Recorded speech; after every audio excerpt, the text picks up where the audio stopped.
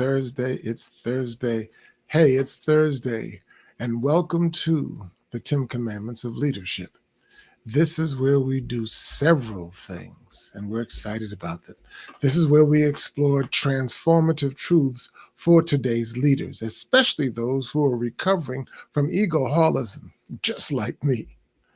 This is also where we have two primary objectives. Our two primary objectives are as follows. Number one, we are here to educate, to empower, and to equip emerging leaders with God thought leadership. And number two, we are also here to present current events and newsmakers in the light of best practices from the Bible. Okay. I recently read an article, a report from TLMS, and I'll share that with you. I'm your host, Tim Alston.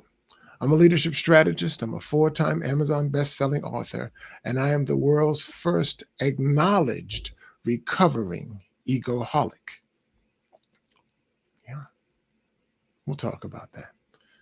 And today, we're tracking a new workplace crisis that features an old root cause. It's called quiet cracking. And let me be clear right up front. Quiet cracking is not about lazy employees. No. It's about distorted leadership. Let's dig in. First of all, your question is, what is quiet cracking? What is quiet cracking? A new report, as I told you, from Talent LMS, which is a learning management systems company. They surveyed 1,000 U.S. employees and introduced this phrase, quiet cracking. It describes a creeping burnout and career stagnation where employees no longer feel appreciated, guided, or hopeful, but stay in place because they're frankly scared to leave. Does that sound familiar? 1 in 5 employees, 20%, say that they experience this frequently or constantly. About 34% say they feel this occasionally, and 68% of those struggling with quiet fracking don't feel valued at all by their leadership. Now, let me ask you something. If 1 in 5 people, 20% of your team are silently struggling, what's that doing for your organization's performance as a whole? What about the morale? What about the culture, the collective way we do what we do? And more importantly, what's causing it? Let's call it like it is. Most quiet cracking isn't about the work. It's about the leadership. Now, you might be thinking, Tim, isn't that kind of harsh? Here's what I say back. Ego-holism, that chronic distortion of self, whether it's the inflated or the deflated ego, is killing leadership from the inside out. An inflated ego says, for example, I know best. They should be lucky to have this job. And the deflated ego says, I'm just trying to survive. I don't want to rock the boat. Let them figure it out on their own. And the results? A culture where employees crack silently, quietly, where recognition dries up, where communication is unclear, where fear replaces trust. That's why I say it's not disengagement, it's distortion. So what's the solution? Not another engagement survey and not another pizza party, not another workshop with no follow-through. We need something that measures the true source of the root. That's why I co-created EMC squared, the ego-holism measurement calculated for correction, EMC squared. It is the first of its kind diagnostic that identifies how your distorted leadership ego might be, where it's causing relationship breakdowns, and what your team won't tell you, but desperately wants to tell you. Because sometimes we don't need more training. We just need more truth. Let me take it deeper for a moment.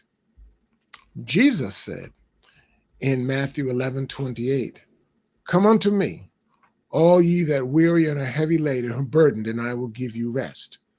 Quiet cracking is what happens when employees carry the burden of bad leadership with no place to rest.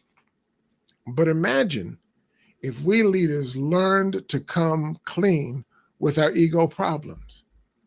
If we said, "I've been leading from fear. I've confused control with care. I've ignored your voices." That's where the healing begins. Yes, the healing is in the revealing. That's because as leaders go, so go the teams. And as egos heal, so heals the culture. So here's my leadership commandment for you today.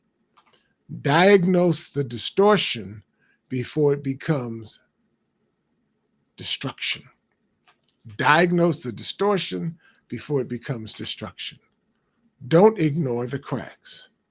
Don't patch over the pain. Address the ego problems. Address the ego-holism. And that's my message for you today. The quiet cracking, after a while, is not going to be so quiet in a few. It's going to keep growing and festering and festering, a lot of it beneath the surface, until it reaches a point of bubbling over. And then you've got a crisis on your hands. And when employees leave, from some surveys I've seen from Gallup and from the Harvard Business Review, when you lose an employee, it will cost you as much as sometimes 200 to sometimes 300% of that annual manager's salary to be able to replace that employee. Leadership ego-holism, leadership ego problems cost money.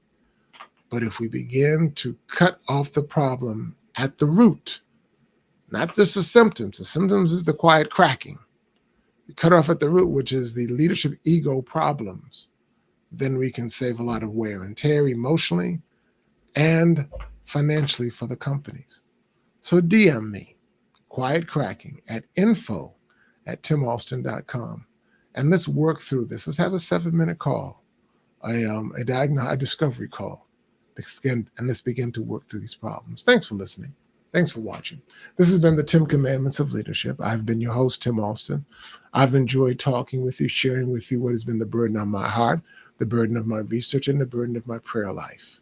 If anything I've said has been encouraging to you, has been enlightening, has been informative, then please like, share, and subscribe. And look for you tomorrow as we end this work week here at the 10 Commandments of Leadership. Thank you. And bye-bye.